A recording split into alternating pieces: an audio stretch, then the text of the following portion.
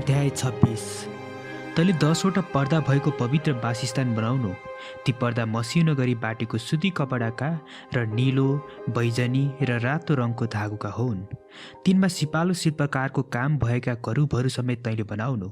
हरेक पर्दाको लम्बाइ 28 हात र चौडाइ 4 हातको होस्। सबै पर्दा एकै नापका हुन्। 5वटा पर्दा एक अर्कोसित गाँस्नु र अर्का 5वटा पनि एक अर्कासितै गाँस्नु। पहिलो गाँसिएको भागको पल्लो पर्दाको छेउमा नीलो सुर्काउनी बनाउनु। दोस्रो गाँसिएको भागको पल्लो पर्दाको छेउमा पनि त्यस्तै बनाउनु। एउटा पर्दामा 50वटा सुर्काउनी बनाउनु अनि दोस्रो गाँसिएको भागको पल्लो पर्दामा 50वटा सुर्कानी बनाउनु। ती सुर्काउनीहरू आम्ने सामने हुन्। तब सुनका 50वटा अङ्कुशे बनाएर पर्दाहरू एकअर्कासित ती अङ्कुशेहरूले जोड्नु र यसरी पवित्र वासस्थान एउटै हुनेछ। पवित्र वासस्थान माथिका पालको निम्ति बाख्राको भुत्लाका पर्दाहरू बनाउनु। तैँले 11वटा पर्दा बनाउनु। प्रत्येक पर्दाको लम्बाइ 30 हात र चौडाइ 4 हातको होस्। 11 पर्दाको नाप एउटै हुनुपर्छ। 5वटा पर्दा एकसाथ र 6वटा पर्दा एकसाथ जोड्नु।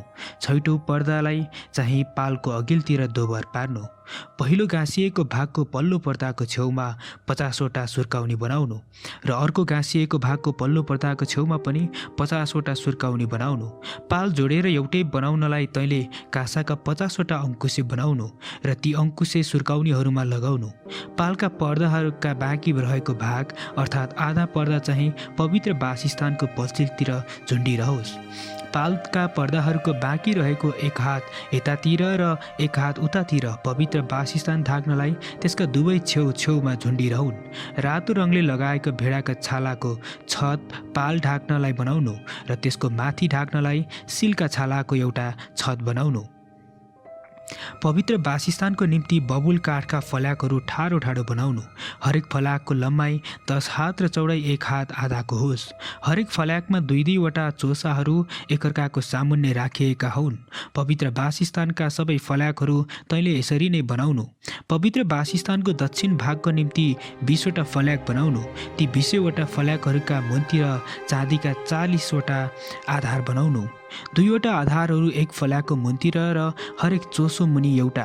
पवित्र वासस्थानको अर्कोपट्टि अर्थात् उत्तरपट्टिको निम्ति 20वटा फल्याक र तिनका 40 चाँदीका आधारहरू बनाउनु। एउटा फल्याकको मुन्तिर 2वटा आधार। पवित्र वासस्थानको टाढाको भाग अर्थात् पश्चिमी भागको निम्ति 6वटा फल्याक बनाउनु।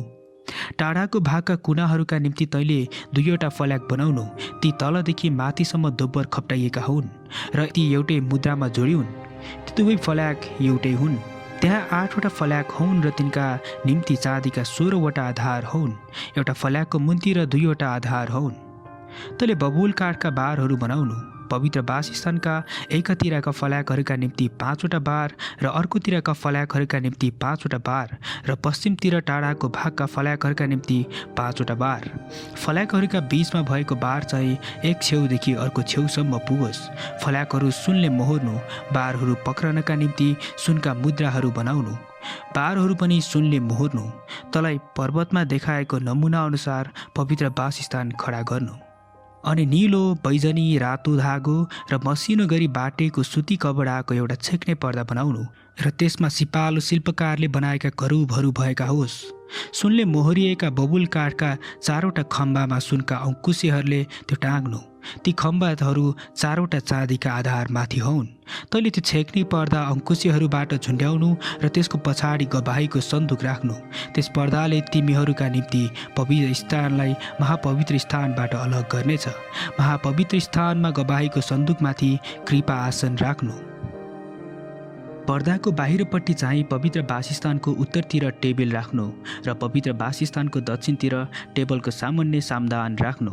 पालको ढोकाको निम्ति तैँले नीलो, बैजनी, रातो धागो र मसिनो गरी बाटेको सुती कपडाको बुट्टा भर्नेको काम भएको एउटा पर्दा बनाउनु। त्यस पर्दाको निम्ति बबुल काठका 5वटा खम्बा बनाउनु र तिनलाई सुनले मोहोर्नु। तिनका अङ्कुशे सुनका हुन् र तिनका निम्ति काँसाका 5वटा आधार बनाउनु। अध्याय 27। तैँले बबुल काठको 5 हाते लामो र 5 हात चौडा भएको एउटा वर्गाकार वेदी बनाउनु। त्यसको उचाइ 3 हातको होस्। त्यसका 4वटै कुनामा एउटा एउटा सिङ बनाउनु। वेदी र त्यसका सिङ त्यही एउटै टुक्राले बनाइएका हुन्। वेदीलाई काँसाले मोहोर्नु, त्यसका खरानी उठाउनका निम्ति भाँडाहरू र बेल्चाहरू, छर्कने बाटाहरू, मासु पकाउने काठाहरू र आगो राख्ने पात्रहरू बनाउनु। त्यसका सबै पात्रहरू काँसाका हुन्।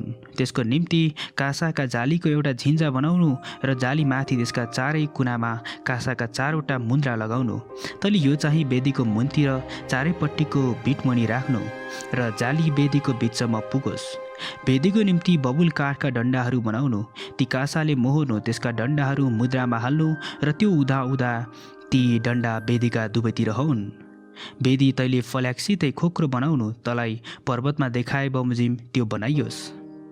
तैले पवित्र वासस्थानको निम्ति चोक बनाउनु, त्यसको दक्षिण भागको लम्बाइ 100 हातको होस् र त्यसको निम्ति मसिनो गरी बाटेको सुती कपडाका पर्दाहरू बनाउनु।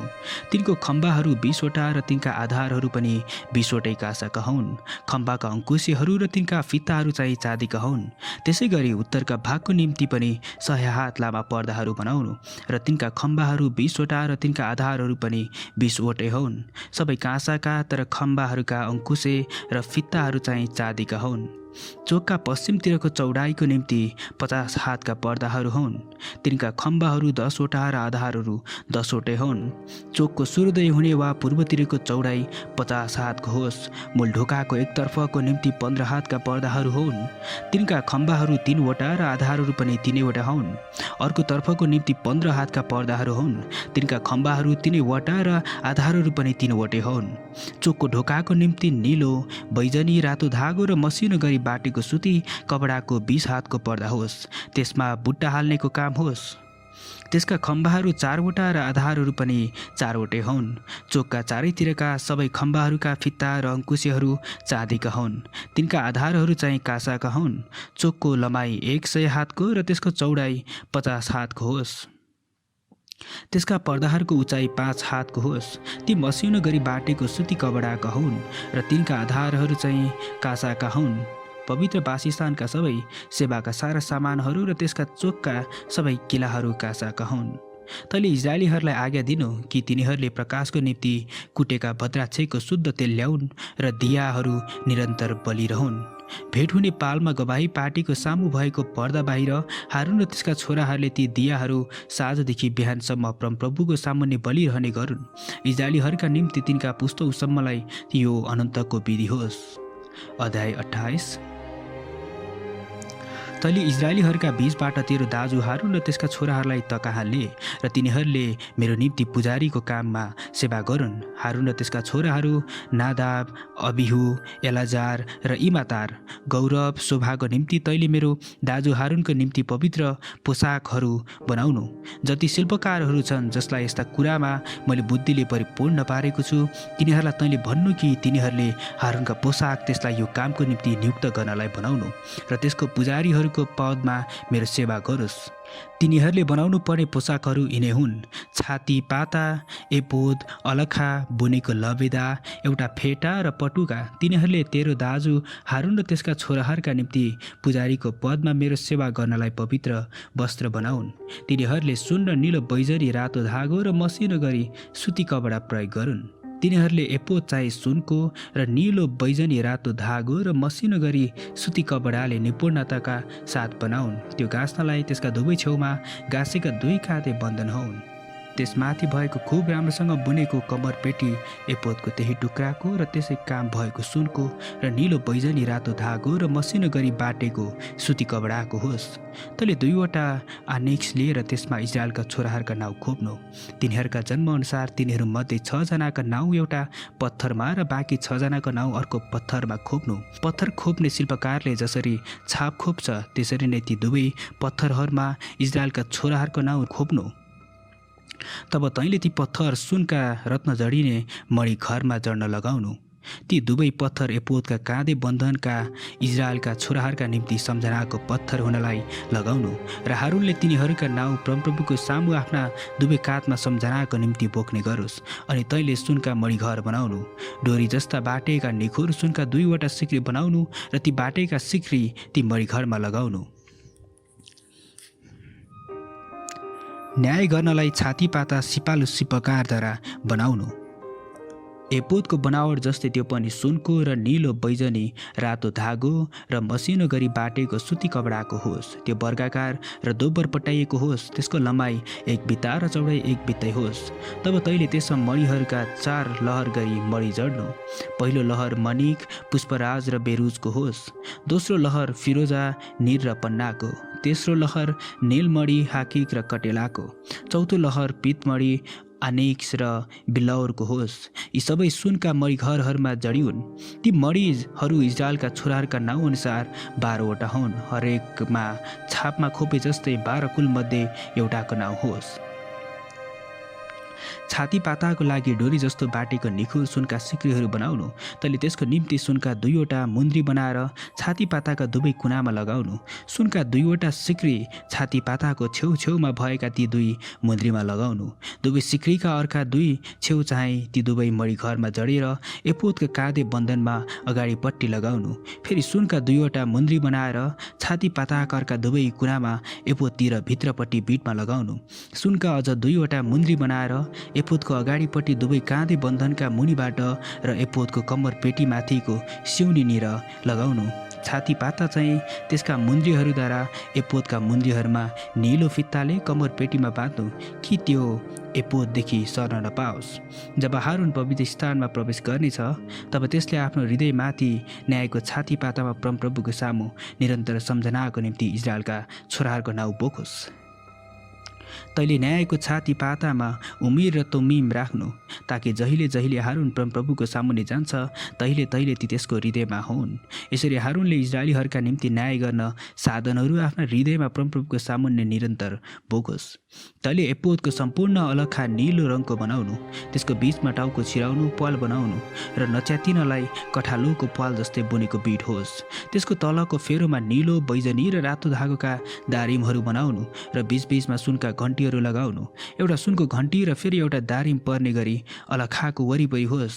हारुनले सेवा गर्दा त्यो लगाओस्। पवित्र स्थानभित्र परमप्रभुको सामुन्ने प्रवेश गर्दा र बाहिर निस्कदा त्यसको आवाज सुनियोस्, हारुन नमरोस्। तैँले निखुर सुनको एउटा पाता बनाएर त्यसमा औँठीको छाप खोपेझै यो कुरो खोप्नु, परमप्रभुको निम्ति पवित्र।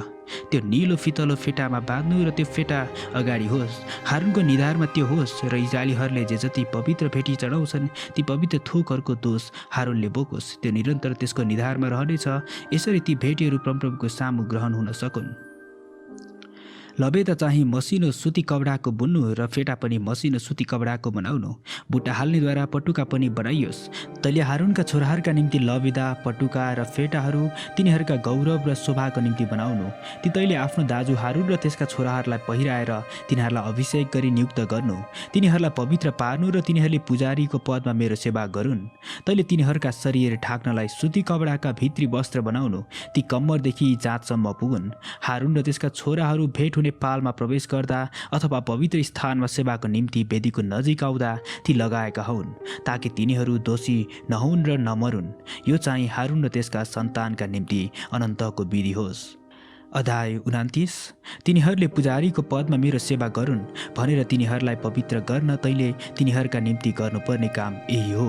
एउटा बाछा र 2वटा निस्खोट भेडा लिएर आइज र रोटी र तेलमा मुछेको फुलौरा र तेल दलेका पातलो बाबर ती सबै अखमिरी मसिनो गहुँको पिठाको बनाउनु। अनि ती डालोमा हालेर त्यो टोकरी बाछा र ती दुवै भेडा ल्याउनु। त्यसपछि हारुन र त्यसका छोराहरूलाई भेट हुने पालको ढोकानिर ल्याएर तिनीहरूलाई तैँले पानीले नुहाइदिनु। ती पोसाकहरू ल्याएर हारुनलाई चाहिँ लबेदा, एपोदको अलखा, एपोद र छाती पाता पहिराएर निपुणताका साथ बुनेको कम्मरपेटी त्यसमाथि बाँधिदिनु। त्यसको शिरमा त्यो फेटा लगाइदिनु र फेटामाथि पवित्र मुकुट लगाइदिनु। त्यसमाथि अभिषेक गर्ने तेल लिएर त्यसको शिरमा खन्याई त्यसलाई अभिषेक गर्नु। अनि त्यसका छोराहरूलाई ल्याएर तिनीहरूलाई लबेदा पहिराइदिनु र तिनीहरूका शिरमा फेटा लगाइदिनु। तब हारुन र त्यसका छोराहरूलाई पटुका बाँधिदिनु। सदाको विधिद्वारा तिनीहरूले पुजारी पद पाउनेछन्। यसरी तैँले हारुन र त्यसका छोराहरूलाई नियुक्त गर्नु। त्यो बाछा भेट हुने पालको सामुन्ने ल्याउनु र हारुन र त्यसका छोराहरूले बाछाको शिरमा आफ्ना हात राखुन्। त्यस बाछालाई परमप्रभुको सामुन्ने भेट हुने पालको ढोकाको अगाडि बलि गर्नु। तेरो औलाले बाछाको रगतबाट केही लिएर वेदीका सिङहरूमा लगाउनु र त्यसको बाँकी रगत चाहिँ वेदीको आधारमा खन्याइदिनु। अनि तैँले आन्द्रा भुँडी ढाक्ने सबै बोसो र कलेजोको मासु र दुवै मृगौला र ती माथिको बोसो लिएर वेदीमा जलाउनु। तर बाछाको मासु र त्यसको छाला र त्यसको गोबर चाहिँ छाउनीदेखि बाहिर आगोमा जलाउनु, त्यो पाप बलि हो। फेरि एउटा भेडा लिनु र हारुन र त्यसका छोराहरूले भेडाको शिरमा आआफ्ना हात राखुन्। भेडालाई बलि गरी त्यसको रगत लिएर वेदीमा वरिपरि छर्कनु। त्यस भेडालाई टुक्रा टुक्रा पारेर त्यसका आन्द्रा र खुट्टाहरू धोएर त्यसका टुक्राहरू र शिरसँगै राखिदिनु। त्यो सिङ्गै भेडा वेदीमा जलाउनु। त्यो चाहिँ परमप्रभुलाई मनपर्ने मिठो बास्ना भएको आगोद्वारा चढाइएको होम बलि हो। तैँले अर्को भेडा लिनु र हारुन र त्यसका छोराहरूले भेडाको शिरमाथि आआफ्ना हात राखुन्। तब भेडालाई बलि गरेर त्यसको रगतबाट केही लिएर हारुनको दाहिने कानको र त्यसका छोराहरूका दाहिने कानका लोतीमा र तिनीहरूका दाहिने दाहिने हातका बुढी औँला र दाहिने दाहिने खुट्टा बुढी औँलामा लगाउनु। त्यसपछि रगत वेदीमा वरिपरि छर्कनु। अनि वेदीमा भएको रगत र अभिषेक गर्न तेलबाट अलिअलि लिएर हारुन त्यसका पोसाकहरू र त्यसका छोराहरूमाथि र छोराहरूका पोसाकहरूमाथि छर्कनु। यसरी त्यो त्यसका छोराहरू र तिनीहरू सबैका पोसाकहरू समेत पवित्र हुनेछन्। तैँले त्यस भेडाको बोसो र बोसे पुच्छर र आन्द्रा भुँडी ढाक्ने बोसो र कलेजोको मासु र बोसो समेतको दुवै मृगौला र दाहिने साप्रो लिनु। परमप्रभुको सामु भएको अखमिरी रोटीको डालोबाट एउटा रोटी र तेलमा पोलेको एउटा फुलौरा र एउटा बाबर लिएर ती सबै हारुन र त्यसका छोराहरूका हातमा राख्नु। ती परमप्रभुको सामुन्ने डोलाइने बलिको रूपमा डोलाउनु। तब तिनीहरूका हातबाट ती लिएर परमप्रभुलाई मनपर्ने बास्नाको निम्ति होम बलिका साथ वेदीमा जलाइदिनु। यो परमप्रभुको निम्ति आगोद्वारा चढाइएको बलि हो। अनि हारुनको अर्पणको भेडाको ह्याकुलो लिएर परमप्रभुको सामुन्ने डोलाइने बलिको रूपमा डोलाउनु। त्यो चाहिँ तेरो भाग हुनेछ। अर्पणको भेडाबाट हारुन र त्यसका छोराहरूका निम्ति हुने डोलाएको ह्याकुला र चढाएको साप्रो पवित्र गर्नु। हारुन र त्यसका छोराहरूका निम्ति इजरायलीहरूले सधैँ दिनुपर्ने भाग यही होस्, किनभने इजरायलीहरूले आफ्नो मेल बलिहरूबाट परमप्रभुलाई चढाउनु पर्ने भाग त्यही हो। हारुनका पवित्र पोसाकहरू र त्यसका सन्तानहरूका निम्ति हुन् र तिनीहरू ती पहिरेर अभिषेक भई नियुक्त गरिउन्। त्यसको सट्टामा पुजारी हुने छोरो भेट हुने पालमा पवित्र स्थानभित्र सेवा गर्नलाई आउँदा 7 दिनसम्म त्यसले ती पहिरोस्। नियुक्त गर्दा प्रयोग गरिने अर्पणको भेडा लिएर त्यसको मासु एक पवित्र ठाउँमा पकाउनु। त्यसपछि हारुन र त्यसका छोराहरूले त्यस भेडाको मासु र डालोमा भएको रोटी भेट हुने पालको ढोका लिएर खाउन्। तिनीहरूलाई नियुक्त र पवित्र गर्नलाई जुन जुन थोकद्वारा प्रायश्चित गरिएको थियो ती तिनीहरूले खाउन्, तर कुनै अन्य मानिसहरूले चाहिँ नखाउन्, किनभने ती पवित्र हुन्। अर्पणको भेडाको मासु अथवा रोटी मध्येको केही बिहानसम्म उब्ज्यो भने त्यो उब्रेको भाग आगोमा जलाउनु। त्यो नखानु, किनभने त्यो पवित्र हो। तँलाई मैले दिएको सबै आज्ञा बमोजिम हारुन र त्यसका छोराहरूलाई गर्नु। 7 दिन लगाएर तिनीहरूलाई नियुक्त गर्नु। प्रायश्चितको निम्ति पाप बलिको 1.5 दिनहौ तैँले चढाउनु। जब वेदीका लागि प्रायश्चित गर्लास् तब पवित्र गर्नका निम्ति त्यसलाई अभिषेक गर्नु। 7 दिनसम्म तैँले वेदीको निम्ति प्रायश्चित गर्दै रहनु र त्यसलाई पवित्र पार्नु। यसरी वेदी महापवित्र हुनेछ। जेले त्यो वेदी छोला त्यो पवित्र हुनेछ। अब वेदीमा दिनहौ तैँले निरन्तर चढाउनु पर्ने कुरा यही हो। 2 वटा 1 वर्षका थुमा, एउटा थुमा बिहान चढाउनु र अर्को बेलुकी। पहिलो थुमासित 1 लिटर कुटेको भद्राक्षको तेलमा मुछेको आधा पाठी मसिनो पिठो र अर्ध बलिको निम्ति चाहिँ 1 लिटर दागमत चढाउनु। अर्को चाहिँ थुमा बेलुकी चढाउनु र त्यससँग बिहानको जस्तै अन्न बलि अर्ध बलि होस्। परमप्रभुको निम्ति मिठो बास्ना भएको आगोद्वारा चढाइएको त्यो बलि त्यो होस्। तिमीहरूका पुस्ता पुस्ताका निम्ति परमप्रभुको सामुन्ने भेट हुने पालको ढोकानिर त्यो निरन्तरको होम बलि होस्। त्यही ठाउँमा म तँसित कुरा गर्नलाई तँसँग भेट गर्नेछु। इजरायलीहरूसित म त्यही नै भेट गर्नेछु र त्यो पाल मेरो महिमाले पवित्र हुनेछ। म भेट हुने पाल र वेदीलाई पवित्र गर्नेछु। हारुन र त्यसका छोराहरूलाई पनि मेरो निम्ति पुजारी पदमा मेरो सेवा गर्नलाई पवित्र गर्नेछु। म इजरायलीहरूका बीचमा वास गर्नेछु र तिनीहरूका परमेश्वर हुनेछु। तिनीहरूका मध्यमा बस्न भनी तिनीहरूलाई मिस्रबाट निकालेर ल्याउने म परमप्रभु तिमीहरूका परमेश्वर हुँ भनी तिनीहरूले जान्नेछन्। म परमप्रभु तिनीहरूका परमेश्वर हुँ।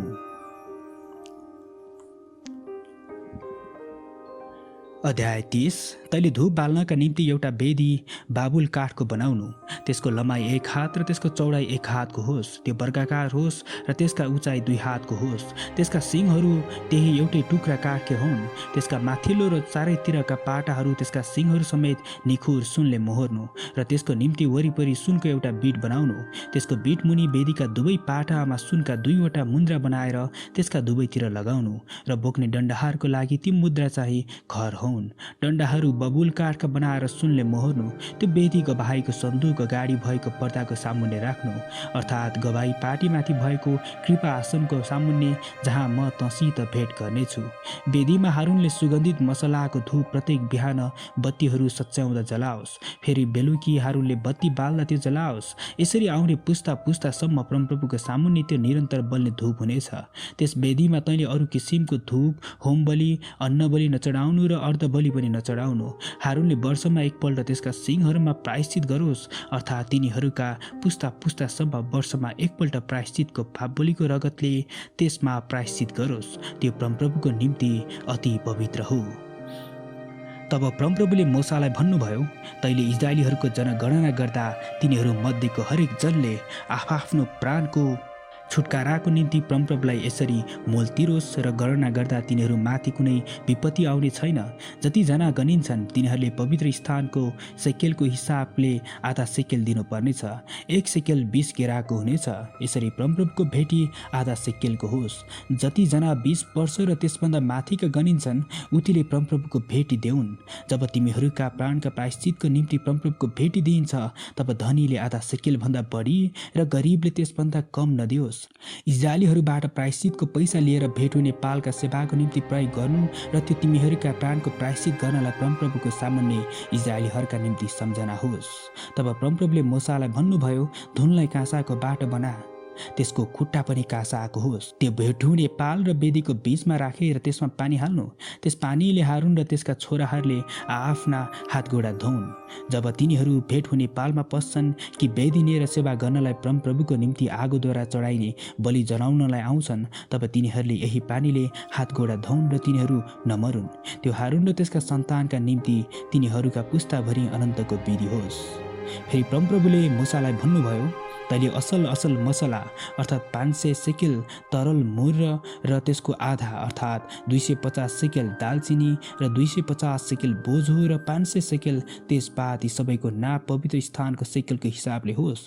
र 1 हिन बद्राचीको तेल लिएर अभिषेक गर्ने पवित्र तेल बनाउनु, अर्थात् बास्ना दिने सुगन्धित मसला बनाउनेले झैँ बनाउनु।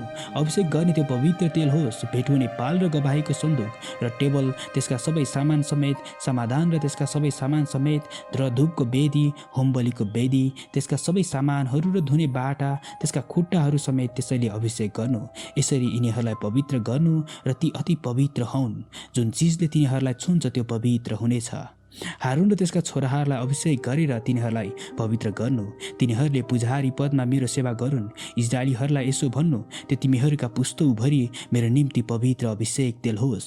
त्यो कोही मानिसको शरीरमा नखुवाउन् र त्यही पदार्थहरू मिसाएर त्यो चाहिँ अरू तेल नबनाउनु। त्यो चाहिँ पवित्र हो र तिमीहरू त्यसलाई पवित्र ठान। जसले मिसाएर त्यो जस्तै अत्तर बनाउला र त्यसका पुजारी बाहेक अन्य कोही मानिसको शरीर लगाउला, त्यो आफ्नो मानिसहरूबाट बहिष्कृत हुनेछ। फेरि परमप्रभुले मूसालाई भन्नुभयो, सुगन्धित मसला, खोटो, सेलखेट र हिङ जस्तै चोप शुद्ध सेतो धूप समेत तौलमा बराबर लिएर त्यसको सुगन्धित मिश्रित धूप अत्तर बनाउनेले जस्तै गरी बनाउनु। त्यो नुन मिसिएको शुद्ध र पवित्र होस्। त्यसबाट केही कुटेर मसिनो पार्नु र अलिकता चाहिँ भेट हुने पालमा तँसित भेट गर्ने स्थानमा गवाही पार्टीको सामुन्ने राख्नु। त्यो तिमीहरूका निम्ति अति पवित्र होस्। त्यसको मिसावट अनुसार त्यो धूप तिमीहरूले आफ्नो निम्ति नबनाउनु। त्यो तेरो नजरमा परमप्रभुको निम्ति पवित्र होस्। कसैले बास्ना मन पराएर त्यो जस्तै केही धूप बनायो भने त्यो आफ्ना मानिसहरूबाट बहिष्कृत होस्।